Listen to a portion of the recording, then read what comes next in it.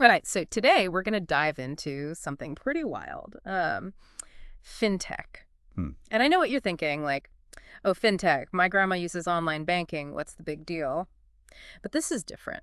This is about how Bitcoin, the future of money itself, Hmm. is becoming entangled with some seriously powerful players. Yeah, it's not just about technology anymore. It's about power. Who has it? And whether Bitcoin can really disrupt the system or if it's being, Oh, co-opted. right, exactly. And to make sense of all this, we're digging into this conversation between Whitney Webb, the investigative journalist who's uncovered some seriously shady stuff, and Mark Goodwin, who's a financial analyst, and he's been following Bitcoin for years. They had this super intense discussion on the Mr Obnoxious YouTube channel, and let me tell you, it gets a little crazy. It does. Yeah, there are a lot of threads to pull on here. But don't worry, we're going to break it down so you can wrap your head around what this all means, especially what it might mean for your own digital wallet. Yeah, like practically speaking, what's at stake here? Okay, so first up, they start talking about this idea of the Bitcoin dollar. And I'm sure you've heard of the petrodollar, right? Right. The idea that the U.S. dollar's dominance is tied to oil. Since the 1970s, oil transactions have been mainly in U.S. dollars, which creates artificial demand, keeps the dollar strong. Exactly. Like if you could only buy coffee with seashells, suddenly everyone needs seashells. But Webb and Goodwin are saying something similar is happening with Bitcoin. Yeah, they call it the Bitcoin dollar. Basically, instead of challenging the dollar, Bitcoin is becoming more tied to it, and it might even be propping it up instead of replacing it. Okay, so instead of this decentralized revolution, it's propping up the existing system. That's kind of the opposite of what Bitcoin was supposed to be, right? Exactly, and that's what makes it so unsettling. And one way this dollarization is happening is through stablecoins. Those cryptocurrencies pegged to the US dollar, Yeah. their use has just exploded recently. Right. So even though people are using Bitcoin, it's being traded and valued in relation to the dollar, which just reinforces the dollar's dominance. It's like Bitcoin is being pulled into the dollar's orbit. Exactly, and this has huge implications. Because if the dollar stays strong, even with all this new digital stuff, it could mean the U.S. keeps its economic influence on the world stage. And it's control, right? Webb even brings up some pretty chilling historical examples. Like, remember Saddam Hussein in Iraq? When he started selling oil in euros, challenging the petrodollar, the U.S. invaded. Right, and Muammar Gaddafi in Libya.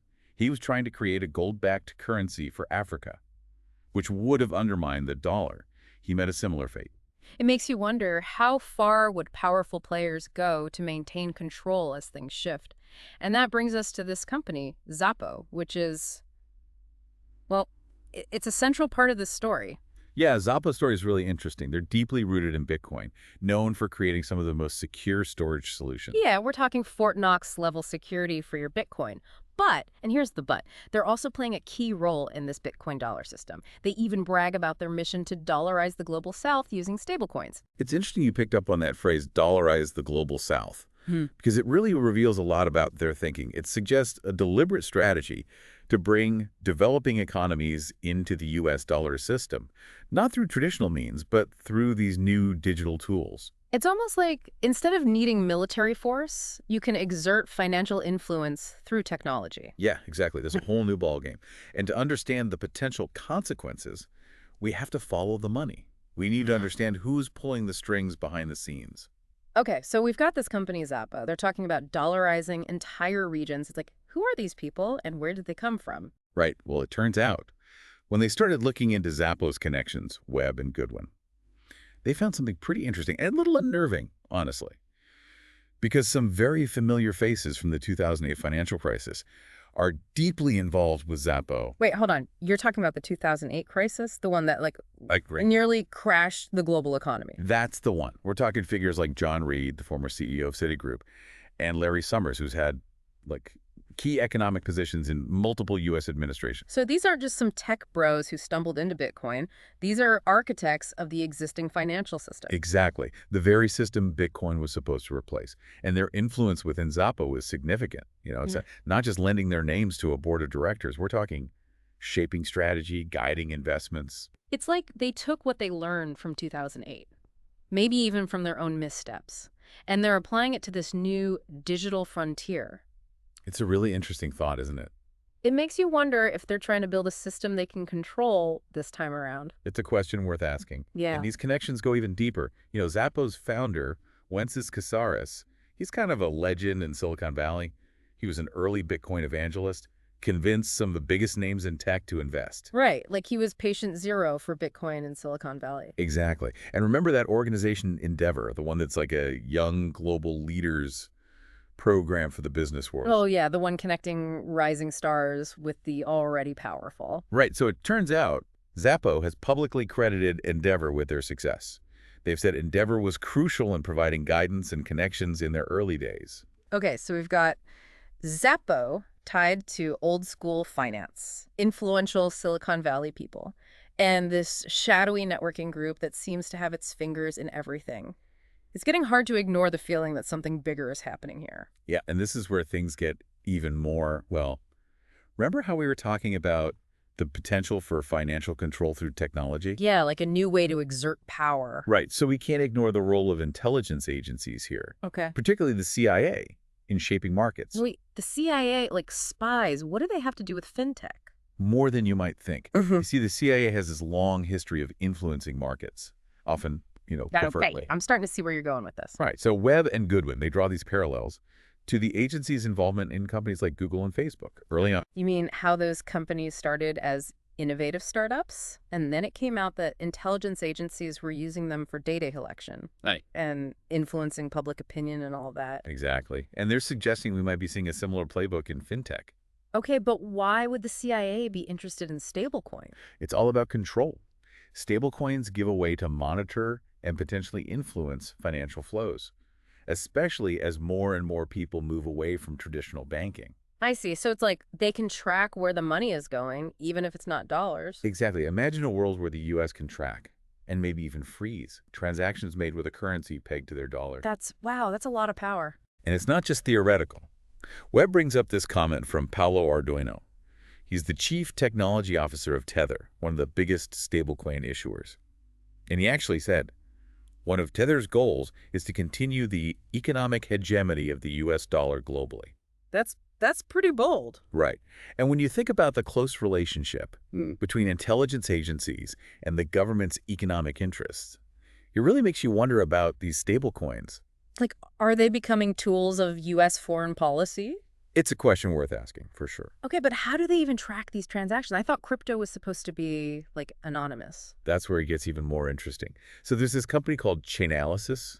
I've heard of them. They do blockchain analysis or something. Right. They help governments and financial institutions track cryptocurrency transactions.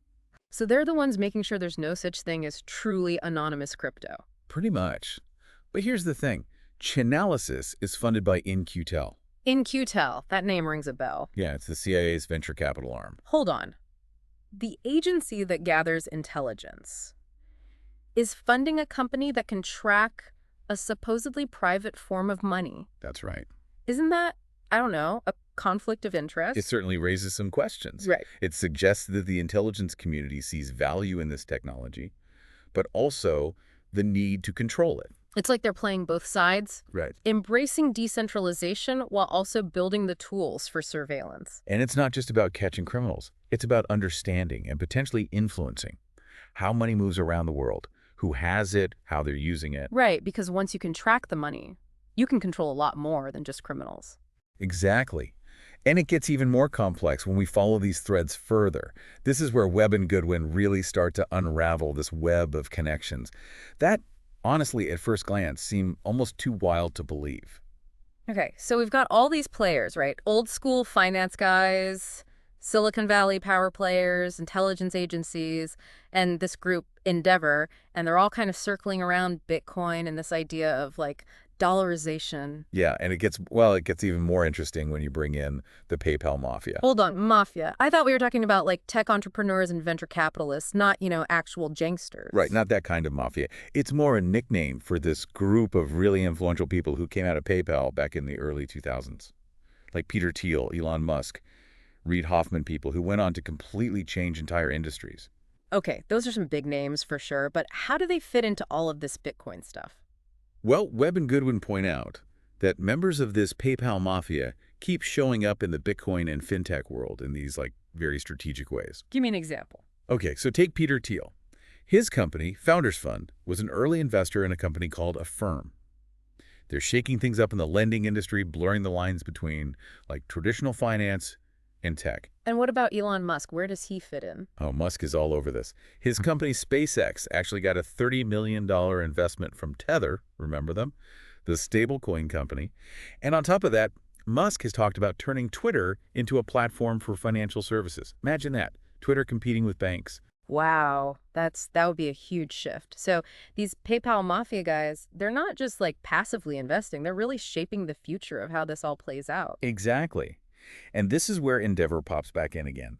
They've been especially active in Latin America, pushing this idea of a tech-driven financial revolution. And we talked about how they act as this bridge between like rising stars in the business world and the established powers. Right. They help young companies get off the ground, make connections, open doors.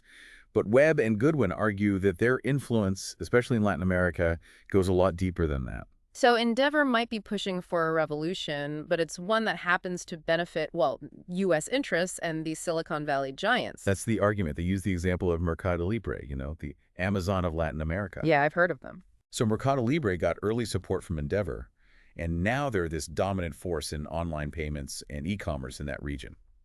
So they're sort of setting the stage where these U.S.-backed companies have this huge advantage right from the start. Exactly. It's a form of influence for sure. Okay, so we've covered a lot here. Honestly, it's a little overwhelming. But I have to ask, how does Jeffrey Epstein play into all of this? I'm still struggling to see the connection. Yeah, it's a lot to unpack. But Webb and Goodwin argued that the Epstein saga, as disturbing as it is, it gives us this glimpse into a really dark side of this world where finance, technology, and power all come together. Remember Brock Pierce, the guy who co-founded Tether? Vaguely. Remind me. So he's a big name in crypto now. But it turns out he also had dealings with Epstein. And when you think about Epstein's history, all the accusations of financial manipulation, the blackmail, his ties to extremely powerful people, it makes you wonder. It makes you wonder about the motivations behind all of this, right? Like, is this push for a new financial system, this idea of decentralization, is it really being driven by people who want to create a better system, or are there other agendas at play? That's the question, isn't it? And that's why Webb is so focused on Epstein's financial crimes. She believes they were a much bigger part of this whole operation than people realize. So where does that leave us? We've gone through so much. It's like this tangled web of connections, and some of it feels almost too crazy to be true. It's a lot to process, that's for sure. Webb and Goodwin, they don't offer any easy answers. They just want us to really think about all of this, to question what we're being told, and to consider what the consequences might be as technology, finance, and power become even more intertwined. Because this isn't just about Bitcoin or some abstract financial system, right? This is about the future of how we interact with money, who controls it, and what that means for all of us. We have to understand these forces that are shaping our world so we can make informed choices, especially when it comes to our digital lives. Exactly. So next time you're online, using these platforms, buying something, managing your money, just take a second and think about who's benefiting from that transaction and what the true cost might be. The answers might surprise you. It's a lot to think about. Thanks for taking this deep dive with us. We'll catch you in the next episode.